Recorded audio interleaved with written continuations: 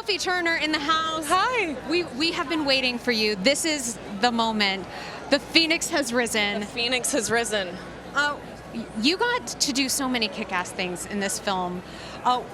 What did you do when you found out you got to be the Phoenix?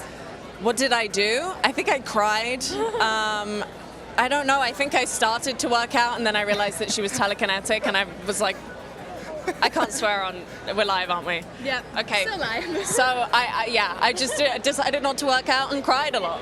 It was great and ate my feelings. Yeah. And now here we are. Yeah. But it works. That's the most important part, is how she feels. Exactly. I like that you've checked to make sure we shouldn't swear, because I think it was James Mcavoy who he definitely let one slip, but that's fine. We're having a good time. Fine. Has Jen been? Jen stopped by. Jen stopped by. She dropped a few F-bombs. No, she mined her P's and Q's, as we would say. Nice, good girl. Okay, so Sophie, we have some questions that came in from the fans, some burning questions. Burning questions. So this one from Gabby, she asks, which do you prefer, Jean Grey or the Dark Phoenix? Oof. I like Jean. She's tortured. And it's not like they're two entirely separate entities. They're within one body and they're struggling. They're fighting with each other. And so I like Jean. She's conflicted and interesting. I like her.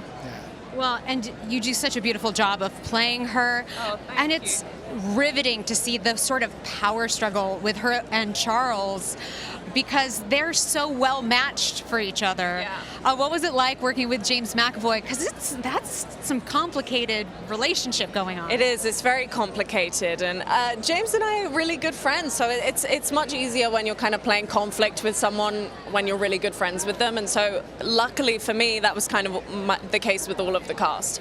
But their relationship is so interesting, Jean and Charles. It's like a father-daughter relationship, and he was trying to protect her, also serving his own ego, and it's incredibly tricky. Tricky indeed. Tricky indeed.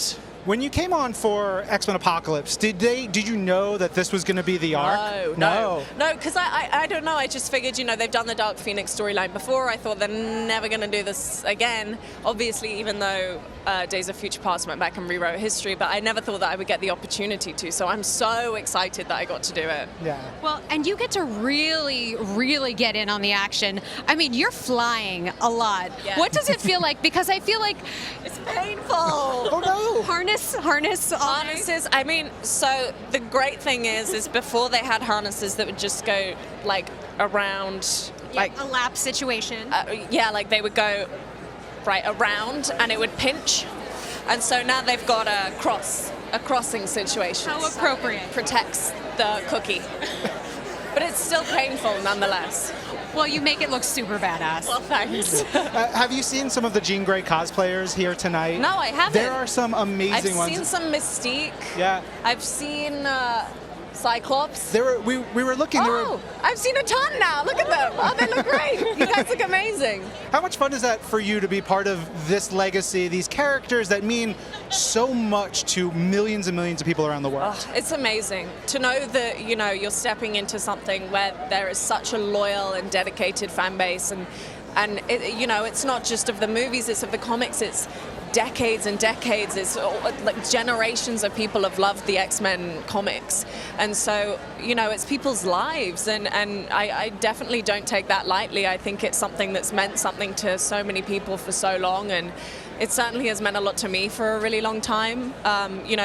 When I was growing up, all I knew about the X-Men was that these guys were mutants and they were kind of ostracized, and they were ashamed of these things that made them different, but when they kind of harnessed those things that made them different, it made them quite powerful and special, and that's just something that I think is such a wonderful message for every young girl and boy to kind of grow up hearing. Well, and also congratulations, because they just named today X-Men Day in honor. Oh, that's Dark right. Phoenix Dark Day. Phoenix. Oh, Dark Phoenix Day? Yeah. It's literally your day. Phoenix Day. I want to keep you here all night, but you have to talk to so many people, so go spread the word. It is I Dark will. Phoenix. Wow, it's Dark Phoenix Day. That's awesome. All right, thank you guys. Thank you. Have fun. Cheers, enjoy.